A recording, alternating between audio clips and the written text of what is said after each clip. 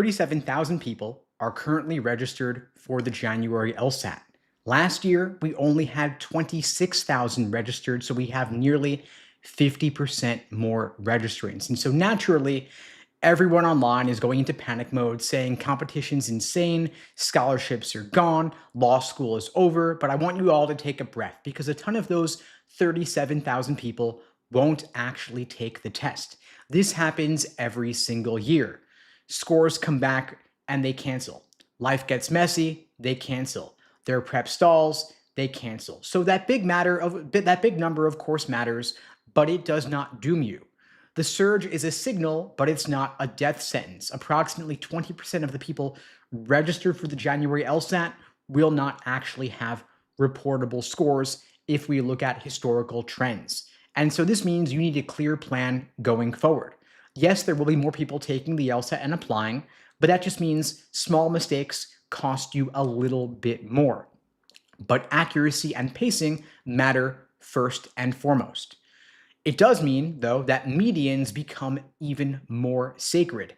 If you are right at a school's LSAT median, you'll look great. If you're above median, even better. But if you're slightly below, schools, of course, have tons of alternatives. And the more people who are applying, the more scholarships get competitive. So strong scores matter more than ever. And if you can submit your application right after a score comes back, you will still be in the early application window. The January LSAT is not too late. The February LSAT also is not too late. I've said it 1,000 times. I'll say it again because it's true and people need to hear it.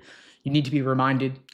The January LSAT is totally fine. Scores come back January 28th. February LSAT scores also totally fine for this cycle. They come back February 25th. If you can submit your application right when scores drop, you are in the early admissions window and in a crowded cycle. This is huge. There's no mystery, no secrets here, no chaos that you can't prepare for, just clearer stakes and clearer strategy. And so let's make this as simple as possible. How can you score higher on the LSAT while everybody else is melting down over the applicant surge? Logical reasoning, ID the conclusion, ID the evidence, ID the gap. That is the game. It has not changed. Every good move in logical reasoning, strengthen, weaken, assumption, flaw, it all becomes obvious when you know the gap in the argument. And please, for the love of God, stop trying to fight your way through every single question. Take the easy ones first, lock those down, skip the weird ones, come back to those later. And reading comprehension becomes 10 times easier when you stop trying to memorize everything. Just ask yourself, what job does this paragraph do? What role does it play? Is it setting up evidence? Is it providing conclusion? Is it critiquing something? Is it proposing a new idea? Once you answer those questions, the passage becomes a clear map. And the golden rule is, and this will never change, if you cannot point to the specific line or phrase that proves the answer, don't pick it. Now, of course, it's not enough to get the questions right. You got to get them right under test day conditions. Drilling is not a strategy. Test day is not a drill. People rely on hope, but hope is not a pacing strategy. You've got to check your pace halfway through each section. Adjust it early, not at the end when you're already panicking. Now, we've got roughly 4 to 5 weeks or so till the LSAT in January. I know a lot of you out there are taking it. And by the way, if you are taking it in January, drop in the chat number 1 for January, number 2 for February, number 4 for April, number 6 for June. Let me know where you stand. But for those of you taking in January, first week 1, you got to figure out what is really going wrong. Take a full test under real conditions. Then ask yourself, what patterns show up in my mistakes? That right there is your study plan. There's no guesswork here. Then in week 2, you fix the patterns directly. Ask yourself, what are your weak areas? Are there particular logical reasoning question types that hurt you? Do you need to do some mapping and reading comprehension to clean up the confusion? Then, of course, engage in deep, slow review so your brain actually learns the logic. That second week is usually where people jump at least 5 to 7 points. Then in week 3, you build your stamina with back-to-back sections and a couple of full-length practice tests here or there. You also want to learn how to recover mentally when a section goes sideways. This is where you build that muscle of not crumbling under pressure. Then finally, week 4, that's your dress rehearsal time. You're doing your exact test day routine with the exact timing, the exact breaks, same breakfast, same start time. You want test day to feel boring because boring is calm, and calm is when you get your points. Now, I also want you thinking about retakes now, not because you'll definitely need a retake. Of course, I hope that you don't, but because planning reduces stress. If your score comes back close to your target, retaking is often the easiest win of your entire cycle. LSAC has removed one of the retake limits. Used to limit you to only 3 takes in one testing year. They have removed that limit. Now it's only 5 times in 5 years, 7 times for life. And so this means it's usually worth retaking. Because if you score at or below your target, it's worth another at bat to hope that you could do better. Through luck alone, you could score above your target, and that's your highest score on record. That's what law schools are considering. So if your score comes back and it's below your target, don't panic. Just fix the root issue before you retake it. Timing, logic, endurance, whatever it is, you can fix that. And giving yourself the comfort and the security of knowing that you can retake will make the whole process feel a lot less dramatic. And please don't wait to the last second to start your applications. This is the part almost everybody gets wrong.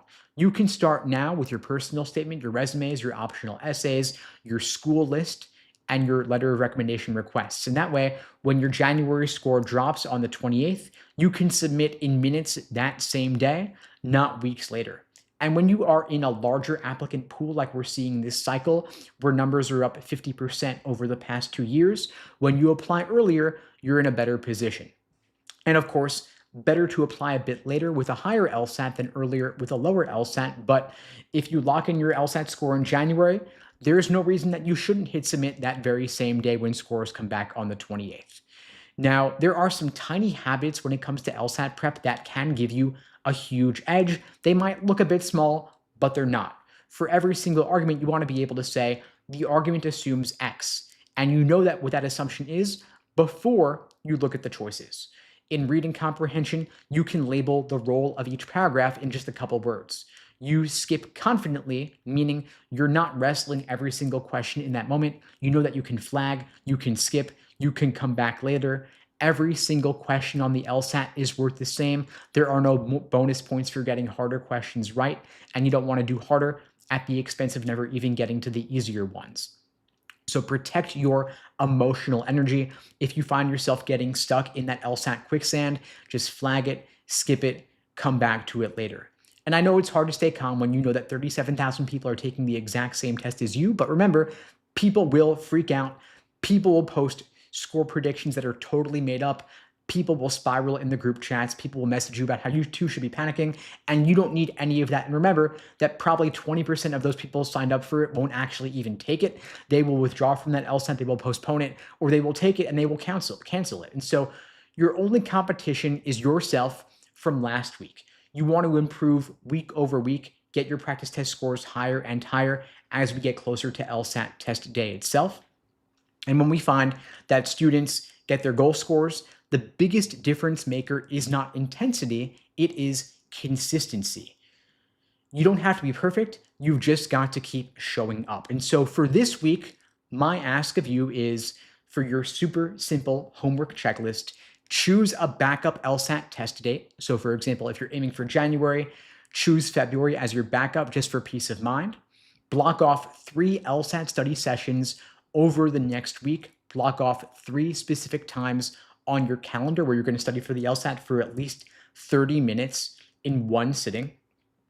Keep a log of your weak logical reasoning question types like necessary assumption, inference, or flaw. Those are the highest yield areas. You want to do at least 2 reading comp passages per day. You want to drill 1 weak area in logical reasoning with deep review. You want to draft your personal statement introduction paragraph. Just free write it, stream of consciousness, jot something down. Don't edit in the moment. You can always come back to it later and revise. And think about your LSAT test day routine and practice it at least once. If you do even 3 of the things I just mentioned, that is more than enough progress for the next week. And remember, Don't stress, stay calm, stay focused. You're going to be fine.